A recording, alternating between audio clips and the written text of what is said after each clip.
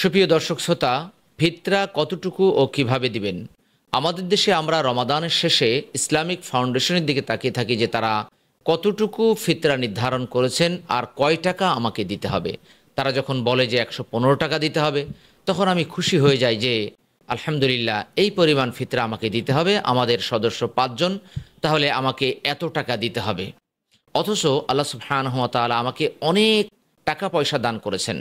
Islamic foundation শুধুমাত্র আটার দাম তারা দেয় না, তারা কিসমিস, পনির, খেজুরের দামও তারা উল্লেখ করে দিয়ে থাকে যে আপনাকে এত হাজার দিতে হবে। অর্থাৎ সর্বোচ্চটাও তারা বলে থাকে, আবার সর্বনিম্নটাও বলে থাকে।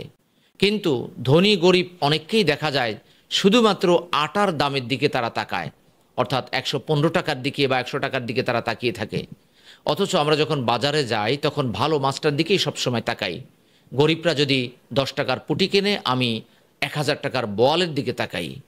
গরিবরা যদি একটি গেঞ্জি কেনে, সেই গেঞ্জির দাম যদি 50 টাকা হয়, আমার গেঞ্জির দাম হয় 500 টাকা, 1000 টাকা। অর্থাৎ সব কাজে আমি এগিয়ে থাকতে চাই। অনেক সময় দেখা যায় যে রমাদান মাসে আমরা মানুষকে অনেক বেশি বেশি করে দান সদকা করি, আবার আমাদের যে জাকাত আসে সেটাও আমরা দান করি। কিন্তু ফিতরা দেওয়ার ক্ষেত্রে শুধুমাত্র 115 টাকা, 100 টাকা ইসলামিক ফাউন্ডেশন আটার দাম যেটা নির্ধারণ করেছেন সেটার পেছনেই আমরা দৌড়াই। কেন? আল্লাহ সুবহানাহু ওয়া তাআলা আমাকে কি এর চাইতে বেশি দেওয়ার তৌফিক দান করেননি? আমি কি চাইলে খেজুরের দাম অনুযায়ী ফিতরা দিতে পারি না? আমি কি চাইলে পনিরের দাম অনুযায়ী, কিসমিসের দাম অনুযায়ী ফিতরা দিতে পারি না? আল্লাহ সুবহানাহু ওয়া তাআলা তো ওই পরিমাণ সম্পদ আমাকে দান করেছেন। তাহলে আমি কেন শুধুমাত্র আটার দামের দিকে তাকাই?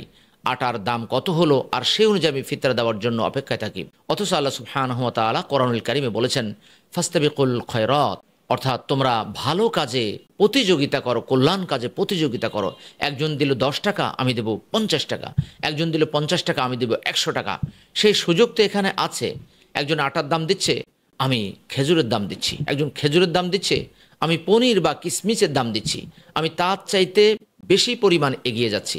আল্লাহ সুবহানাহু ওয়া তাআলা প্রতিযোগিতা করতে বলেছেন 2 নম্বর সূরার 148 ও 5 নম্বর সূরার 48 নম্বর আয়াতে। আমি যদি অল্প অল্প দেই, আমি যদি আমার সম্পদ বেশি থাকা সত্ত্বেও শুধুমাত্র আটার দিকে তাকিয়ে থাকি আর আটার দাম দেই, তাহলে তো আমি অন্যের সাথে প্রতিযোগিতায় টিকতে পারবো না। আমি চাই সব কাজে এগিয়ে যেতে। মসজিদে কেউ যদি 100 টাকা দান করে, আমি চাই 1000 টাকা দান করতে। তাহলে আমি কেন শুধুমাত্র ফিতরায় পিছিয়ে থাকব? আমরা চেষ্টা করব ইনশাল্লাহ খেজুর বা পনিরের দাম দিয়ে ফিতরা দেওয়ার জন্য।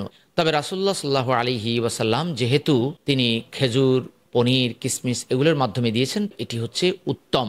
এছাড়া এই রমাদানে শুধুমাত্র আমরা ফিতরা দিয়েই ক্ষান্ত হব না।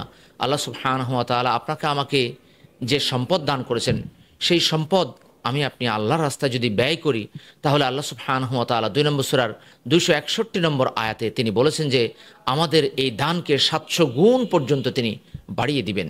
সুবহানাল্লাহ। অতএব আমরা এই রমাদানের শেষে শুধুমাত্র যাকাতুল ফিতর বা সাদাকাতুল ফিতর দিয়ে ক্ষান্ত হব না। আমরা একজনকে পোশাক পরিচ্ছদ গিফট করতে পারি, আমরা আত্মীয়তার বন্ধনকে আরও দৃঢ় করতে পারি। অতএব আল্লাহ সুবহানাহু ওয়া তাআলা আপনাকে আমাকে এই তৌফিক দান করুক, আমরা যেন ফিতরা দেওয়ার পাশাপাশি মানুষদেরকে বিভিন্ন গিফট দিতে পারি, আত্মীয় স্বজনের খোঁজ খবর নিতে পারি এবং তাদেরকে দাওয়াত করতে পারি ঈদের দিনে। আল্লাহ সুবহানাহু ওয়া তাআলা আপনাকে আমাকে সে তৌফিক দান করুক। আমিন।